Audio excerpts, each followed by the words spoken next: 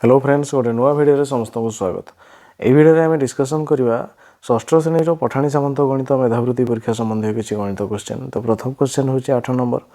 प्रश्नटी हूँ गोटे कण और ताहार परिपूरक कणर परिमाणर अंतर 100 डिग्री हेले कणटीर परिमाण केते 140 डिग्री ना 150 डिग्री ना 120 डिग्री ना 100 डिग्री। तेरे गोटे कण और ताहार परिपूरक कणर परिमाणर अंतर। तेरे जदि आम गोटे कण को x लिखा गोटे कण को लिखिदेवा x एवं ताहार परिपूरक कण किए ना 180 माइनस x। तेरे ये दुईटा को जदि माइनस करवा तेरे केते हो ना 100 डिग्री। तो कौन लिखा ना आम कर ना x minus 180 degree minus x से समान केते ना 100 डिग्री। जदि करवा x माइनस 180 हो गला ए माइनस माइनस की हो ना प्लस एक्स से समान 100 डिग्री। तेरे ए गोटे एक्स दुईटा एक्स हो गला 2x ए माइनस 180 डिग्री को सामान चिन्ह सेपट को नहीं गले कि ना सी 100 सांगे मिसीज 180 मिसीज दुईटा एक्स हूँ 2x सामान के लिखा ना 100 और 180 को जब मिसेवा सी हो 280 2x हो ना 280 जदि 2x होगा 280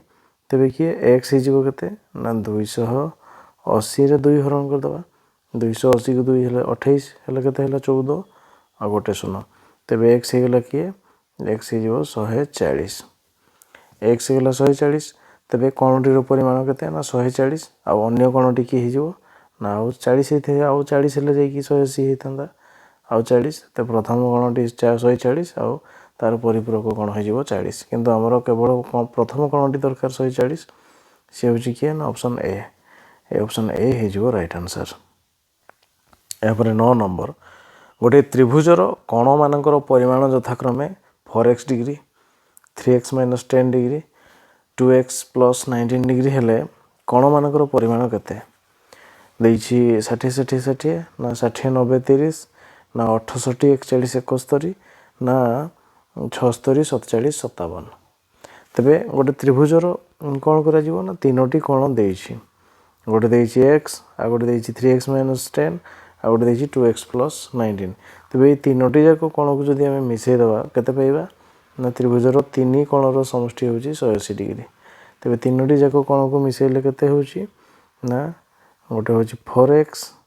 तापर 3x माइनस 10 तापर 2x प्लस 19 हूँ केते ना 180 डिग्री। जदि ये है तेरे 4x आउ 3x जदि मिसिबो 4 3 7x आउ 2x हेले केते हला 9x तेरे केते पाइले 9x ये हूँ माइनस 10 ये हूँ प्लस 19 यू या बचो 19 रु बचो केते बचो ना प्लस 9 बचो एपटे है 180 ए प्लस 9 सामान चिन्ह सेपटे गले माइनस 9 तेरे 9x हो ना 9x हो गला 180 माइनस 9 तेरे केते हला ना 9x हो ना 180 रु 9 गले 171 तेरे केवल x हो किए ना 171 रे 9 हरण करवा 171 रे 9 हरण करवा 9 दुणे 18 बेसी हो जाउछि 9 के 9 9 है 9 के 9 9 8 17 81 9 9 81 तब x हो किए ना x हो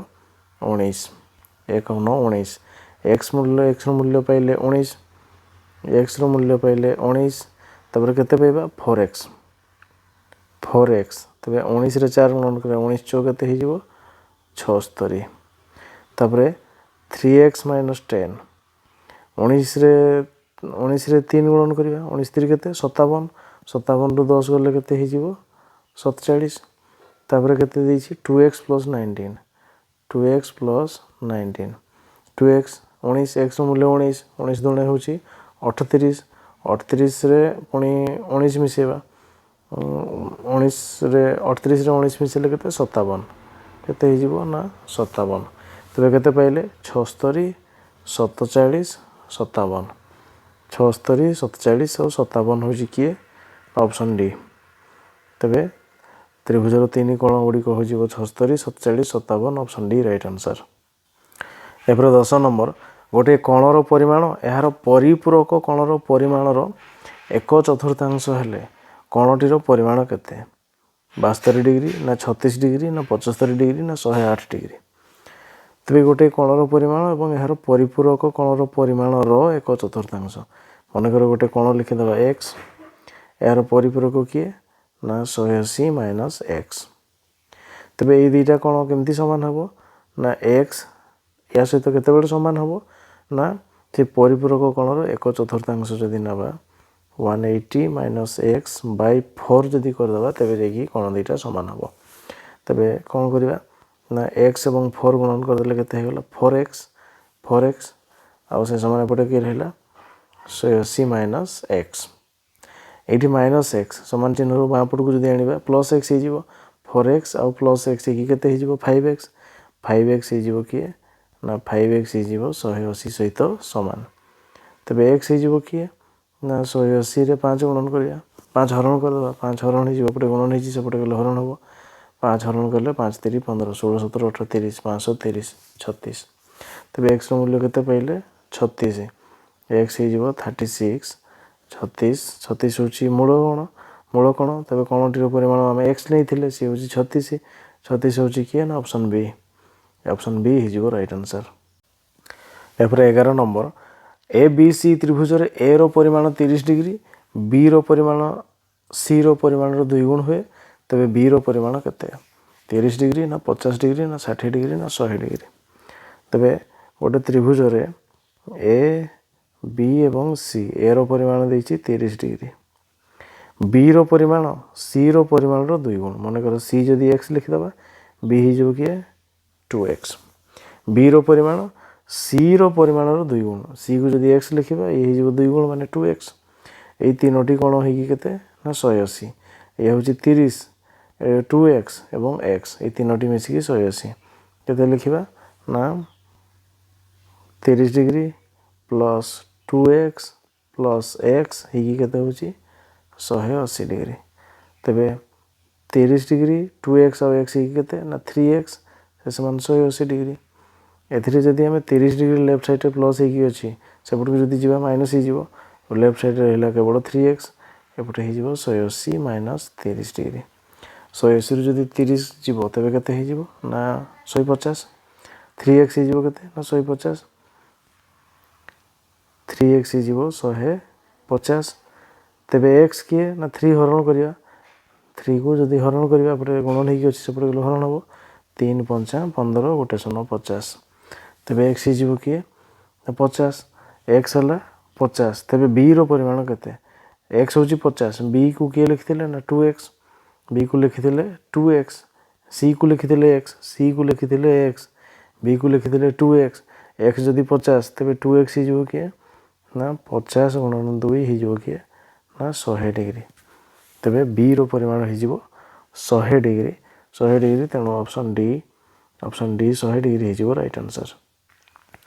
एवं 12 नंबर एक समकोणी त्रिभुजर गोटे सूक्ष्मकोणर परिमाण अन्य सूक्ष्मकोणर परिमाणर 5 गुण हेले क्षुद्रतर सूक्ष्मकोणर परिमाण केते 10 डिग्री ना 18 डिग्री ना 15 डिग्री ना 30 डिग्री। तेज गोटे समकोणी त्रिभुज जदि अंकन करवा तेबे लिखिदे ए बी सी बी हूँ 90 डिग्री तापरे दुईटा सूक्ष्मकोण ए गोटे सूक्ष्मकोण सी गोटे सूक्ष्मकोण गोटे सूक्ष्मकोणर परिमाण अन्य सूक्ष्मकोणर परिमाणर 5 गुण मनकर ए सी कोण हूँ एक्स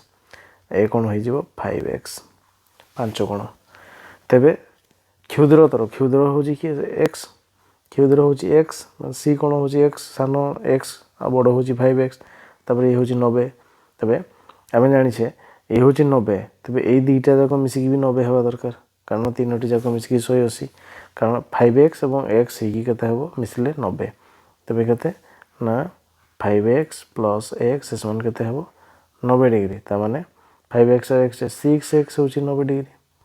6x 90 डिग्री तेबे x केते हो ना 90 हरण 6 जदि 90 हरण करदे 1590 15 डिग्री 1590 x हूँ केते 15 डिग्री 15 डिग्री सबुठ सान कोणटा एक्स सी हूँ किए ना ऑप्शन सी रे अच्छी 15 डिग्री तेणु यह यार राइट आंसर। यापर 13 नंबर त्रिभुजर मध्यमा त्रयर छेदबिंदु को कौन कहुए परिकेन्द्र ना भरकेन्द्र ना अंतकेन्द्र ना लंब बिंदु। गोटे त्रिभुजर मध्यमा जदि अंकन करवा तेबे ए बी सी ना देदेबा ए बी सी जदि अंकन करवा तेबे ए बी सी रो मध्यबिंदु मानकर एक्स लिखिदबा तापरे ए सी रो मध्यबिंदु को वाई लिखिदबा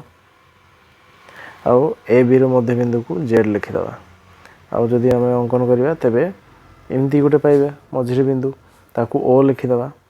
ओ लिखिबा आउ ए ओ बिंदु को कौन कहुजिवो ना ओ बिंदु को कहुजिवो मध्यमा जदि अंकन करिसेंती मझी बिंदु को निया हिची बाहुर तेबे ताकू भर केन्द्र कहुजिवो आउ ए भर केन्द्र को जदि आमे केन्द्र नहीं कि वृत्त अंकन करवा तेबे त्रिभुजर वृत्त अंकन हो पारिबो नहीं कारण हे तो ये बड़ हो ओ सी ओ ए ठू बड़ हम आउ ये तीनोटी जाक ओ ए ओ बी एवं ओ सी समान हो न पारे बहुत क्षेत्र में हेब नहीं जदि समबाहु त्रिभुज थी तेज हो पार आउ अलग त्रिभुज हेब नहीं तेणु ये परिकेन्द्र हो पारि परिवृत्तर केन्द्र हो पार नहीं सी भर केन्द्र हम भर केन्द्र हूँ किए ना ऑप्शन बी ऑप्शन बी हो राइट आंसर।